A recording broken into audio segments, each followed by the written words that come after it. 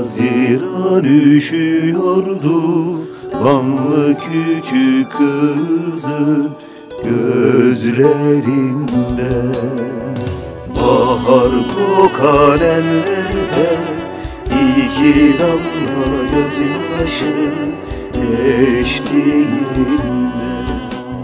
Haziran üşüyordu Vanlı küçük kızın gözlerinde.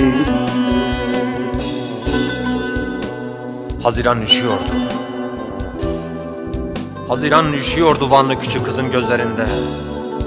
Üşüyordu Haziran bahar kokan ellerde, iki damla göz yaşı eşliğinde.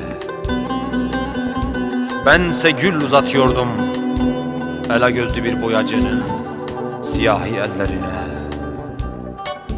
insanlığın kırık not karnesine. Ve Haziran üşüyordu Vanlı küçük kızın gözlerinde, tüm kasveti sevdaların orta yerinde. Üşüyordu Haziran ve bense ona yanan. Şimdi karanfil kokan bahçelerin yerine hüzün dolu ağaçların yükselişi var. Bülbülün figan sesiyle insanlığa ziyan. Şimdi gözden çıkarılmış şehrin caddelerine bombalar yağıyor. Gece aydınlık adına Haziran'ı gözlerinde üşüten o kasvetli hava.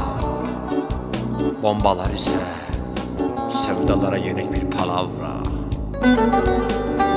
Haziran üşüyordu Vanlı küçük kızın gözlerinde, umuda ve insanlığa dair sevdalar adına.